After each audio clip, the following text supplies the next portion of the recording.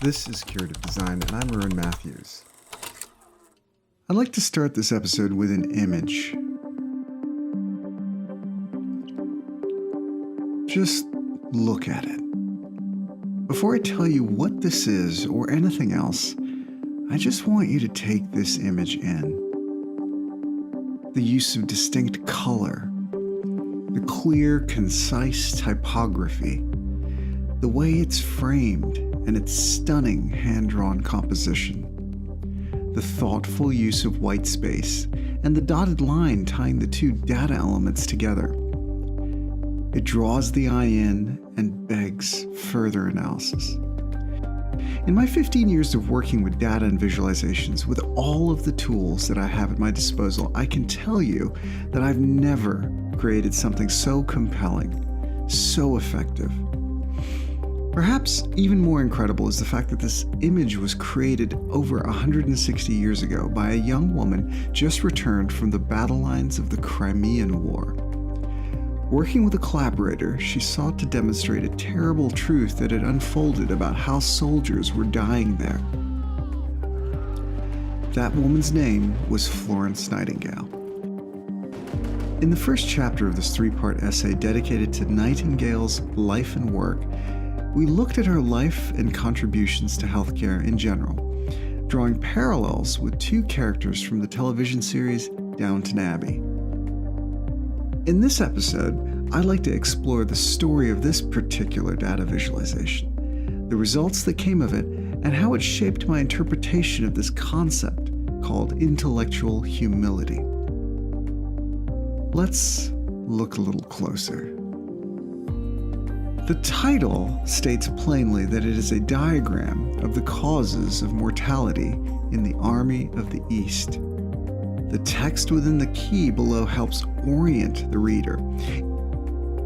In a nutshell, each of the wedges represent a month of the calendar year, with each of the diagrams representing a single year.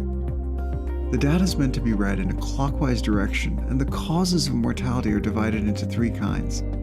Those caused by preventable illness, infections due to poor hygiene shown in blue, those from battle wounds, appropriately shown in red, and all other causes shown in black. Armed with this information, let's have another look at the chart. It would appear that the vast majority of the deaths seem to be caused by poor hygiene. One might also appreciate that the fighting commenced in the month of August of 1854, with the resultant deaths from battlefield injuries being recorded in the following month. Furthermore, something may have happened in the March of 1855 time period that ultimately resulted in the area of deaths due to poor hygiene starting to track downwards, and by September of 1856 reduced dramatically. A good diagram does a few things. It invites more questions and can be seen as a call to action. Perhaps just as impressive as the diagram's design was its purpose: to convince the Royal Commission to improve the sanitary conditions of soldiers in infantry hospital. The diagram showed both the leadership and general public that preventable illness, and paradoxically not injuries sustained on the battlefield, killed the vast majority of soldiers during the Crimean War. So, imagine that you are Florence. You've essentially had to choose a life of service over one of comfort. You've been disowned by your family for your career decision. And now, seemingly out of nowhere, you've been given a chance to assist with the care of British soldiers on the front lines of a battlefield hospital. What would you have done? Well, Florence dives right in, gathering a team of 38 similarly passionate volunteer nurses. They brave the arduous journey all the way from England to the infirmary at Scutari, which is a district of Istanbul, Turkey, and find it in a shambles. The soldiers are packed in like sardines. Everywhere one looked, there was filth and squalor. She details in her notes that medicines and other essentials were in short supply. hygiene was neglected and infections were rampant. With no clean linen, the clothes of the soldiers were swarming with bugs, lice, and fleas. The floors, walls, and ceilings were filthy, and rats were hiding under the beds. No towels, basins, or soap, and only 14 baths for approximately 2,000 soldiers. Fee and Garofalo, in their paper detailing the conditions in the hospital, detail what Florence and her team did to address this. One of Nightingale's first purchases was 200 Turkish towels, followed by an enormous supply of clean shirts, plenty of soap, and such necessities as plates, knives, forks, cups, and glasses. Now, it should be said that her relationship with the medical officers at the hospital could be described as contentious at best, most likely driven by the curtain of patriarchal views about both gender and nursing in general. Neither you nor any of your ladies will do anything without the... She also asked a great deal of questions, wanting to understand and collate, as well as categorize the causes of death of the patients, most likely alienating her further with the medical officers. She and her team were hence relegated to care for the men only after the medical officers had retired to bed. As a result, they would carry lamps to visit and tend to the wounded soldiers in the dark.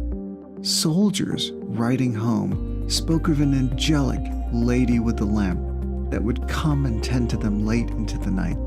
Thanks to these letters, she and her team received a groundswell of support from the British public, even being recognized for their heroic work by the Queen. And despite those heroic efforts by her and her team, my favorite part of this story has to do with something that I call intellectual humility.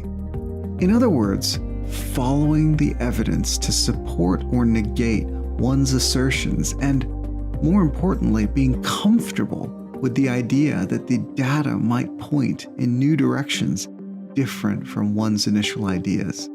Much akin to the way her lamp resembled a beacon of hope in the darkness of her patient's suffering, so too did the mortality data she insisted on gathering upon her arrival at the Scutari. You see, Florence was convinced initially that the reason for the majority of the deaths at the war hospital had to do with three main issues. 1. Soldiers' poor nutrition. 2. Inadequate supplies. And lastly, the British Army's decision to dispatch men via the arduous journey across the Black Sea. Hugh Small, author of a recent paper detailing her work in the Crimea, explains that it was only upon her return to England and in analyzing the cause of deaths did she realize that her original assertion was incorrect. She found that the overwhelming majority of deaths were due to diseases of poor sanitation and hygiene, and not poor nutrition or inadequate supplies as originally surmised. She also found that the rates subsequently improved dramatically after the Sanitary Commission arrived to flush out the sewers underneath the hospital in the year after her arrival. This realization and her willingness not only to adapt her thinking around her data is the piece that I find the most inspiring about this story. Armed with this knowledge, and in collaborating with William Farr, who many consider to be one of the founders of data visualization, the young Florence co-developed the now nearly mythical rose diagram we discussed in the beginning of this episode. Born out of the necessity to quickly convey large amounts of information, she used it and other groundbreaking visualizations to lobby for the sanitary care of not only soldiers, but all patients in hospitals at the time. She would then go on to make the importance of sanitation a primary platform during the rest of her career. In essence, she allowed the light of her data visualization to shine through the darkness of preconceived notions and guide the rest of her career. It seems so simple and obvious in retrospect, but oftentimes in history, groundbreaking transformational truths require a long and painful birthing process. Just ask Ignaz Semmelweis, who we talked about a few episodes ago. So, in our next and final episode, I'll highlight some of Florence's lasting legacies throughout the modern healthcare landscape. and also pay homage to a very specific role within modern nursing that reminds me of her work in the Crimea.